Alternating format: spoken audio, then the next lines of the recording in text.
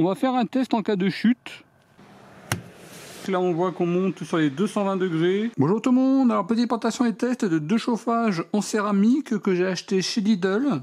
Une version 2000 watts qui est justement vendue aujourd'hui en magasin Lidl. Et une version 3000 watts sous leur nouvelle présentation. A priori maintenant sur les futurs modèles, ça sera cette nouvelle présentation. A noter que les chauffages on peut les trouver en deux versions, 2000 ou 3000 watts. Alors celui qui est en vente aujourd'hui c'est le PKH 2000C2. Il a une puissance de 2000 watts. Il y a un contrôle de la température avec un thermostat. A noter qu'on est vraiment sur des petits cartons, des petits chauffages. On y trouve la notice d'utilisation. La puissance en niveau de chauffage 1 c'est 1100 watts. En chauffage 2, c'est 2000 watts. Le ventilateur, c'est 25 watts. Il pèse 1,5 kg. Et le chauffage, avec un câble d'alimentation de à peu près 1,90 m. Sur la partie haute, on a le panneau de contrôle. Ici, concernant les modes, ventilation 25 watts, puissance 1 1100 watts et puissance 2 2000 watts. Et à ce niveau-là, pour régler la température. Sur la face avant, l'élément de chauffe en céramique. Un petit pied sur la partie en dessous. Là, vous voyez le ventilateur sur la partie arrière. Et sur la partie en dessous, il y a des boutons d'ajustement et un petit pied. Vous vous branchez sur une prise de votre maison. Là, je vais me connecter sur une station d'énergie solaire que je ne vous ai pas encore présentée. Je vous la présente bientôt sur Brico Vidéo numéro 2. Là, je me mets en mode ventilation. Là, actuellement, je suis à 0 watts. La ventilation fonctionne également avec le thermostat. Et là, je suis à 25 watts.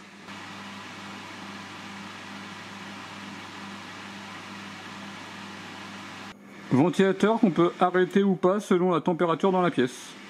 Après on a la puissance numéro 1. Ça chauffe pas mal quand même. Il y a vraiment une bonne puissance de chauffe. Là vous avez une petite vue thermique. On voit qu'on est à peu près sur du 190 degrés. A priori il y a deux éléments de chauffe. Et en puissance 1, c'est l'élément de chauffe de gauche. Et en consommation, on se stabilise à 1065 watts. Donc là je mets le mode numéro 2. Et on voit que le côté droit est en train de s'allumer. Et avec la caméra thermique, là on voit qu'on monte sur les 220 degrés et on a bien les deux éléments de chauffe.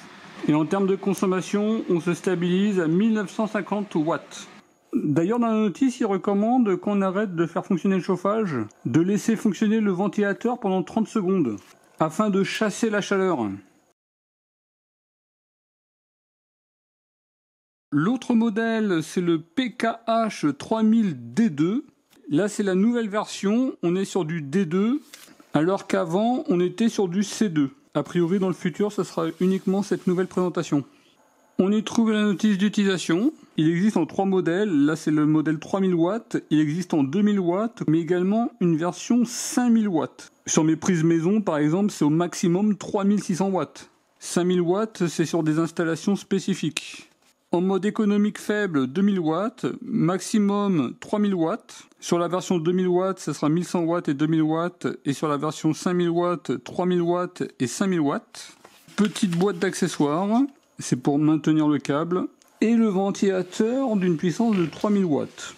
A noter que pour 3000 watts, il est quand même petit. Alors sur les côtés, on a des petites poignées. À l'arrière, on voit le ventilateur. Sur la partie avant, l'élément de chauffe en céramique. Et là, il y a un système d'ailette pour ajuster le sens de la ventilation. On peut faire tout droit ou plus haut. À partir en dessous, on voit qu'il y a une sécurité anti-renversement. S'il tombe, il va s'arrêter. Sécurité qu'il n'y avait peut-être pas sur l'autre. Sur la partie haute, il y a un indicateur de fonctionnement. Ici, le thermostat.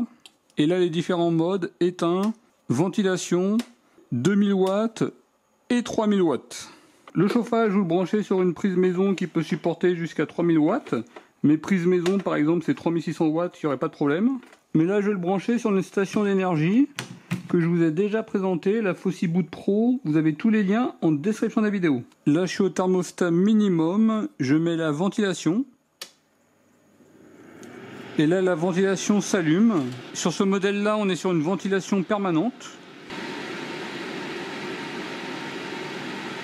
En mode ventilation, on est sur du 25 watts. Je mets la puissance de chauffe 1.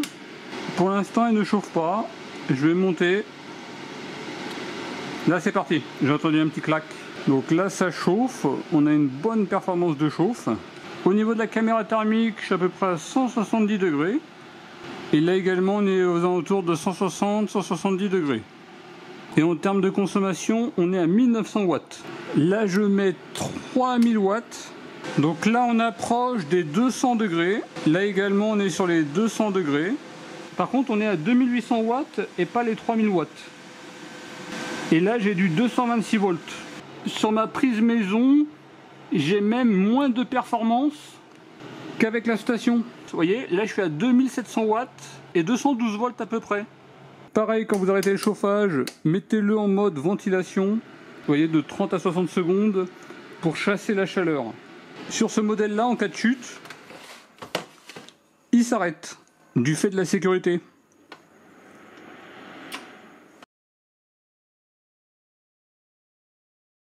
On va faire un petit test dans un environnement frais.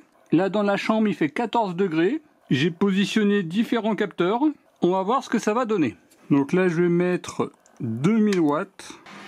A noter que immédiatement on ressent de la chaleur. Dans les petits volumes, le thermostat il faut quand même le monter a priori.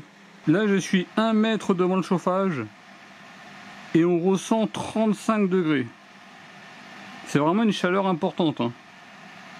Là, il vient encore de s'arrêter. Allez, on va encore monter. En 10 minutes de fonctionnement, 17,2 degrés. Et celui-ci qui est plus loin, 16,1 degrés. Petit point, après 15 minutes de chauffe, dans 12 mètres carrés. Il me dit 18,6 degrés. Celui qui est tout au fond, 17,2 degrés. Et on a consommé 520 Wh en 15 minutes. Là, on va baisser le thermostat. Bon, le thermostat a l'air assez sensible parce qu'il s'arrête et il redémarre assez rapidement. Là, il a fonctionné pendant 30 secondes, il s'est arrêté. On arrive sur 30 minutes, on va arrêter le test. Ce thermomètre-là, 19,1 degrés. Finalement, je l'ai stabilisé, 17,8 degrés. Et en 30 minutes, 696 Wh. Écoutez, pas trop mal. Le plus embêtant avec ce genre de chauffage, étant le thermostat, il faut trouver les bons réglages. Au niveau du thermomètre connecté, on voit que très rapidement la température allait monter et elle s'est stabilisée vers les 19 degrés. Également ce thermomètre, on voit que très rapidement la température allait monter pendant les 15 premières minutes et après quand j'ai baissé un petit peu au thermostat, ça se stabilisait également vers les 18 degrés. Si ce genre de petit thermomètre vous intéresse, vous avez tous les liens en description de la vidéo. On va tester le chauffage dans une salle de bain un peu moins de 5 mètres carrés. Ici 17,4 degrés et là on est à 16,8 degrés. Et on va faire un fonctionnement en continu, je vais mettre le thermostat au maximum. En 5 minutes, on est déjà à 23,4 degrés. Et là ce capteur qui est assez rapide, il indique 18,2 degrés.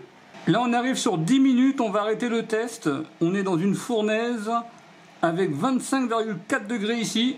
Et là sur ce testeur, 19,6 degrés. Et en 10 minutes, ça a consommé 358 Wh. 5 minutes après, on est à peu près ici à 20 degrés. Et là également 20 degrés. Dans une salle de bain, ça chauffe vraiment très vite et on a un air qui est vraiment très chaud. Et au niveau du capteur, on voit que la température est montée très très vite. On va faire un test en cas de chute. Qu'est-ce qui va se passer ? Est-ce qu'il va continuer à fonctionner ou est-ce qu'il va s'arrêter? Par sécurité, j'ai un petit extincteur, je crois bien que c'est de chez Lidl. Ça sera l'occasion peut-être de le tester. Et là, je serai toujours alimenté avec une station d'énergie. Le chauffage fonctionne toujours. Sauf que là, on voit que la consommation elle est très faible. Il y a uniquement la ventilation. Et là, il s'est réenclenché. Et on voit que la consommation baisse immédiatement. Et c'est re-arrêté. Et pour l'instant, il s'enclenche, il s'arrête. Il s'enclenche, il s'arrête. Mais il ne s'arrête pas totalement. Ce qui pourrait être dangereux sur une certaine durée. Là, ça va faire 3 minutes qu'il est renversé. Je vois pas de fumée. Ah, là, il s'est totalement arrêté. Est-ce que c'est du fait du thermostat? Il pense que la température est atteinte. On va attendre un petit peu. Ah, il vient de se réenclencher. A priori, je pense que c'est le thermostat qui l'a arrêté. Il a pensé que la température était atteinte et après il se réallume. Il y a un risque, mais à mon avis, il est quand même limité. On va arrêter. Et au niveau du chiffon, ça n'a pas du tout cramé. Bon, si vous utilisez ce produit, restez toujours à proximité. On ne sait jamais ce qui pourrait arriver en cas de chute. On va tester une autre situation, c'est-à-dire qu'il ne tombe pas totalement à plat. On va voir ce qui va se passer. Il ne s'est pas arrêté, il consomme 1900 watts. Par contre, ça n'a pas l'air de chauffer.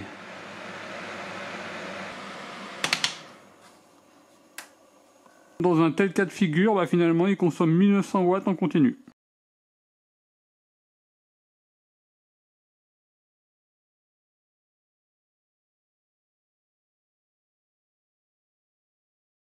Voilà pour la petite présentation des chauffages en céramique de Parkside. Pour vous donner une idée de la taille par rapport à un 2000 watts, on est sur un petit chauffage.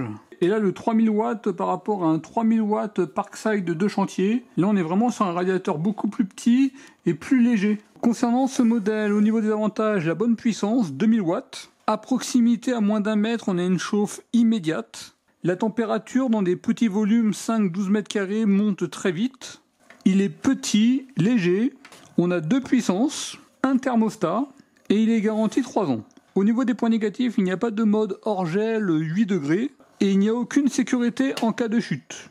Une chute sur un tapis poil long qui pourrait rentrer à l'intérieur, ça pourrait devenir dangereux par exemple. Dans tous les cas, il faut vraiment être très prudent. Concernant le grand, mon avis est à titre indicatif, j'ai pas réellement testé le produit. Au niveau d'avantage, la puissance. 3000 watts, même si en réalité on est plutôt sur du 2700 à 2800 watts. Une chauffe presque immédiate à proximité. Il est petit, léger, une sécurité en cas de chute, un thermostat, c'est garanti 3 ans. Au niveau des points négatifs, il n'y a pas de position hors gel. On est sur une ventilation un peu plus forte que l'autre modèle.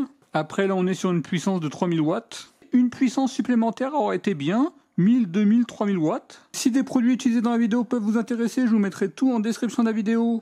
En tout cas, je vous remercie de regarder cette vidéo et je vous dis à très bientôt. Au revoir.